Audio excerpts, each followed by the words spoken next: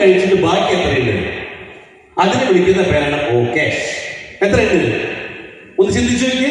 നിങ്ങൾക്ക് എല്ലാ മാസം ജോലിയോ ബിസിനസ്സോ ചെയ്തൊരു വരുമാനമുണ്ട്, എല്ലാ ചെലവും കഴിച്ചിട്ട് എത്ര രൂപ ബാക്കിയുണ്ട്? അതിനെ വിളിക്കുന്ന പേര് ഓക്കേഷ്. ചോദ്യം, എത്രയുണ്ട് ഓക്കേഷ്? ഒന്ന് പറഞ്ഞു, എത്രയുണ്ട് ഓക്കേഷ്? ടീച്ചറെ സീറോ. ടീച്ചറാ, ശമ്പളമുണ്ട്, പക്ഷെ എന്താ ഓക്കേഷ് സീറോ. ഓക്കേഷ് എത്രയുണ്ട്? ഓക്കേഷ് മനസ്സിലായ? നമുക്ക് ജോലിയിൽ നിന്നോ ബിസിനസ്സിൽ നിന്നോ ചെയ്ത് ചെലവ് കഴിച്ചിട്ട് ബാക്കി എത്രയുണ്ട്? ദാറ്റ് ഈസ് ഓക്കേഷ്. എത്രയുണ്ട്? ഓക്കേഷ് ഇല്ലെങ്കിൽ എന്തുണ്ടാവില്ല? Investing cash. എന്താണ്? നമ്മൾക്ക് അസറ്റ് ഒന്നും ഉണ്ടാവില്ല. കാരണം ഇവിടുത്തെ കാര്യങ്ങൾ കണ്ടപ്പോകെ. അപ്പൊ ഇവിടെയുള്ള കൂടുതൽ ആളുകൾ എവിടെയാണ്? F cash, loan. എന്താണ്? Financing cash, F cash.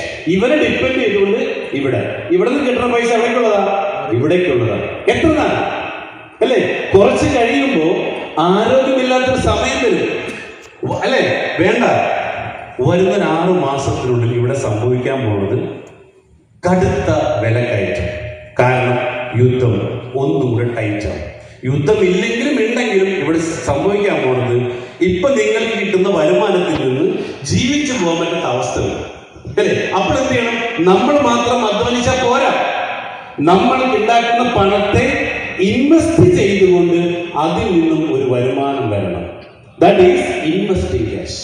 അപ്പോഴാണ് എന്ത് വെച്ചാൽ ഇവിടെ നമ്മൾ ജീവിച്ചിരിക്കുന്ന സമയം വരെ ആരെയും ഡിപ്പെൻഡ് ചെയ്യാതെ ജീവിക്കാൻ നമുക്ക് സാധിക്കും. എങ്കിൽ ഇപ്പൊ ഓ ക്യാഷ് എത്രയുണ്ട്? ഐ ക്യാഷ് എത്രയുണ്ട്? എഫ് ക്യാഷ് എത്ര? ഒന്ന് എഴുതി നോക്കിയാൽ നിങ്ങൾ. What is F cash? Loan. എത്ര ലോൺ ഉണ്ട്? ഇത് എന്ത് ചെയ്യും? എത്ര ഓ ക്യാഷ് ഉണ്ട്?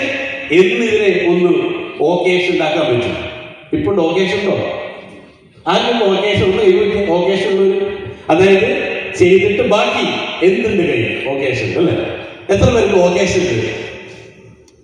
വളരെ കുറച്ച് പേർക്കുള്ളൂ അല്ലെ?